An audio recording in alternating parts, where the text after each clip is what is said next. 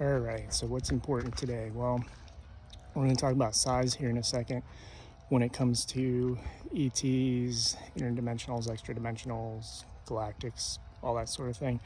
But the first thing I wanted to say is that I do have two events coming up, one in Long Island and one in the Philadelphia, kind of close to Philadelphia, Kennett Square. And if you're in those areas, check out my website, awakenwithwillow.com.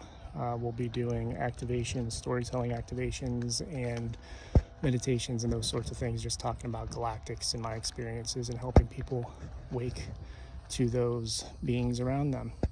Now, when it comes to size of beings, there's this thing that we, because of culture, especially the storytelling we have, specifically I use mermaids as an example, and the reason I do that is the mermaid I met, there's a video on my profiles you can see where I saw a mermaid and the reaction I had because it was pretty cool, and physically saw them. I usually see them with my third eye and with my energetics, so they don't look physical.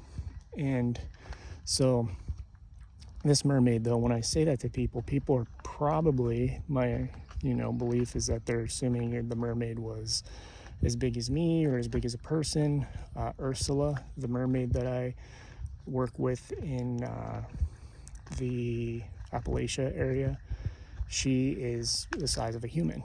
And there are others I've met, merfolk, mermaids, merpeople, whatever you want to call them, whatever names they use, that are the size of humans and varying degrees.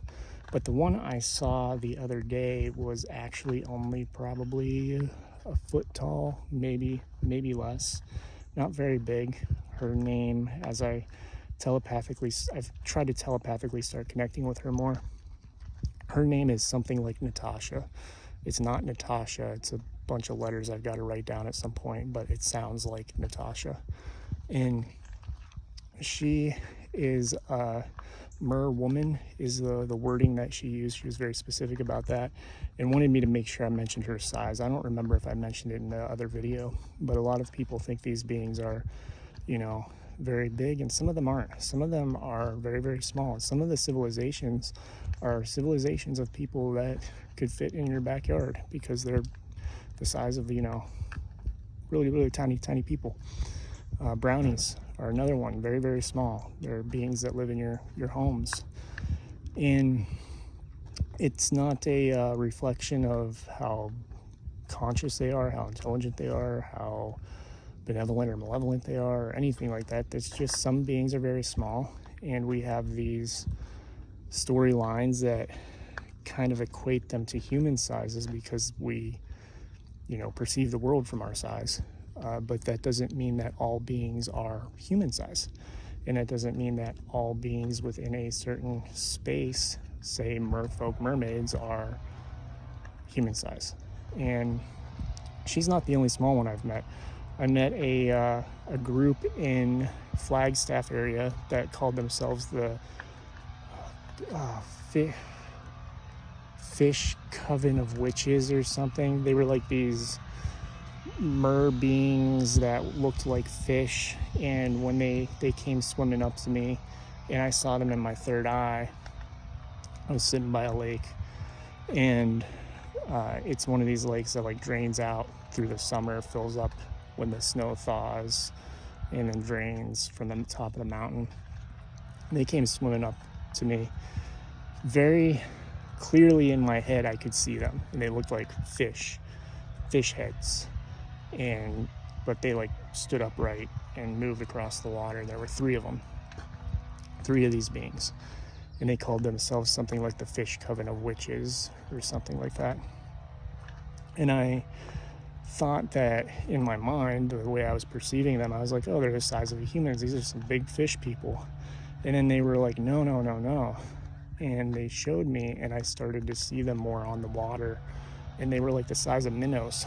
They were super duper small, but because you're perceiving it in your third eye, in your mind's eye, you see them, and it's almost like, people ask me about size when I astral travel and stuff. I'm like, when you're astrally traveling, your energy, and you can shift your size. And so you can actually, it's hard to tell the physical size of something when you're astral, because that physicality doesn't really exist. There's no measurement for it, and you could be standing next to a giant that you're their size, or standing next to a small being and you're their size. Your energy can shift because you're just an energy at that point. And so size becomes more and more difficult to determine unless you are capable of keeping yourself in a, you know, more human-sized state, which there are a lot of spaces in which we do that. So these beings were minnow size, and it was interesting because what they showed me is they were healers in this fish coven. They came up off the lake, and this is Flagstaff, so this isn't the East Coast area where I'm at now, but in Flagstaff they came up to the edge of the lake and showed me that they heal the animals. And they do that, they had like an elk. The elk bent down and put its nose to the water, and these 3 little fish went up and touched the elk on the nose and started doing healing work. And that's when I realized how small they were. It wasn't until then. So a lot of these beings, the point is, some of them are very, very tiny. Some of them are very, very large. I had a horned being that a lot of people would call like a horned god. He was the protector of this land, the guardian, the warden. He showed up at my tent 2 nights ago, and he's huge. He's 8 foot tall, you know, it has antlers. Absolutely crazy big. And then you have these little beings like the mermaid I saw, the little fish beings. You have like the gnomes, and gnomes range in size. I've seen gnomes that are Doug's size, 8 inches exact, as he always says, 8 inches exact for him. And then there are gnomes that are 2 feet tall. Brownies, same thing. There are brownies that they all call themselves brownies or other subsets. And there are some that are, you know, there's one at my mom's. She's 2-3 inches tall at most. And then there are the ones I've lived with in my apartments that are like 2.5-3 feet tall. And they're like, yeah, we're a brownie. We're a classification of that in human terms. So size isn't really a standard when we're working with these beings. They can be all kinds of different sizes, and it doesn't mean good, bad. Doesn't mean they're not something or they are something. But that's just something to be aware of, and that's what came up when I was like, hey, what do I talk about today? And they were talking about the size thing, and Natasha wanted that to be made clear that she is small. She was not a big mermaid. She was the size of a fish, essentially. You know, a foot, about a foot tall is about the idea that I get. And then I'm hoping to connect more with her. Some people have asked me to draw her, so hopefully at some point I will. I got some artwork and stuff to catch up on, but for those of you who are liking the videos, are interested in supporting the journey, please visit awakenwithwillow.com. You can send book spirit art readings, divine council transmissions, which this newest divine council transmission is going to blow everybody's mind when I start talking about it more. And I'm almost completely finished with it, so that details on that will be coming soon.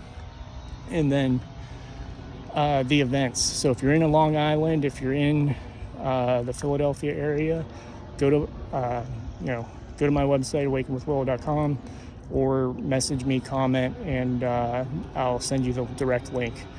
You can find it in my stories too on Instagram and that sort of thing. So thank you all for watching. Love you all. And there was something else I was going to say, but it's gone. So that means it doesn't need to be this video. I'll be getting back to posting more videos now that I'm heading back to the more self-signal-y type of areas. So love you all. Grateful for each and every one of you. Bye.